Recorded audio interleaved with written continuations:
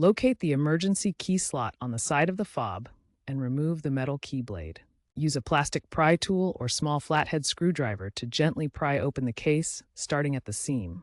Be careful not to scratch the plastic. Note the battery's orientation, positive side up. Remove the old battery. Insert the new CR2032 battery, making sure it is properly oriented.